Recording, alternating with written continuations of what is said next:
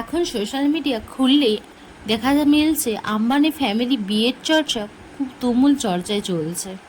তো আম্বানি ফ্যামিলিতে মুকেশ আম্বানির ছেলে অনন্ত আম্বানির বিয়ে ছিল।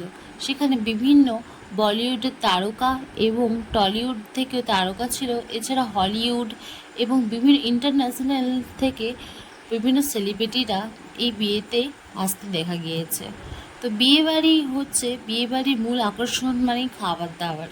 খাবারের মেনু কী ছিল এই নিয়ে শোনা গেছে, খাবার দাবারের মেনুতে ছিল নাকি 2500-রও বেশি আইটেম বা ব্যঞ্জন পদ ছিল।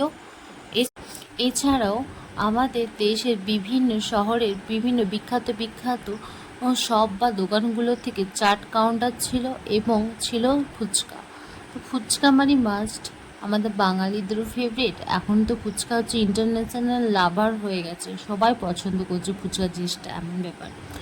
তো আমাদের গরিবদের একদিন দুপুরে যদি একটু ডিমের ভর্তা ও বেগুন ভর্তা, মোচার ঘন্ট, শাক আর মাছ যদি থাকে পাতে, সেদিনটাতে মনে হয় যেন আমরা স্বর্গসুখ অনুভব করছি। বাঙালিদের এই বাঙালিয়ানা খাবারেই তো আমাদের জীবন আটকে আছে। তুমি যতই বাঙালিদেরকে পিৎজা, বার্গার, নুডলস যতই দাও না কেন, সেই আমাদের এইসব বাঙালি খাবার মাছে ভাতেতেই আমাদের মন থাকে। এই মাছ ভাত খেয়েই যা তৃপ্তি, তুমি যতই ইন্টারন্যাশনাল লেভেল খাবার খাও না কেন, সেই তৃপ্তি আমরা অনুভব করতে পারবো না, যতই টেস্টি হোক না খাবারগুলো। তো এরকম এক দুপুরে আমাদের বাড়িতে আমরা বানিয়ে ফেলেছিলাম ডিম ভর্তা, বেগুন ভর্তা, মোচার ঘন্ট, শাক আর মাছ। হ্যাঁ, সেদিনটা খুব ডিম ভর্তা আর বেগুন ভর্তা খাওয়ার খুব ক্রেভিং হচ্ছিল, তাই ডিম ভর্তাটা আর বেগুন ভর্তাটা আমি নিজেই বানিয়েছিলাম, আর বাদবাকি রান্নাগুলো আমার মা বানিয়ে দিয়েছিল।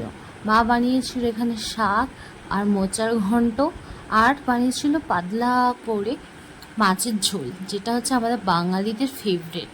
এরকম মাছ ভাত যদি পাশে থাকে পাতে, তো ভাত তো আপনা আপনি সপ করে চলে যাবে, তাই না? আর মোচার ঘন্টর রেসিপি যদি দেখতে চান, প্লিজ কমেন্টে বলবেন, আমি এই রেসিপিটা খুব শেয়ার করে দেবো। এই রেসিপিটা একটা দুর্দান্ত হয় আমাদের বাঙালিদের, যেটা হচ্ছে মেনলি হচ্ছে কলা গাছে কলা ফুল থেকে এই খাবারটা তৈরি হয়। আর আমার এরকম ভিডিও পেতে হলে, ভালো লাগলে প্লিজ লাইক, সাবস্ক্রাইব, ফলো করে দেবেন।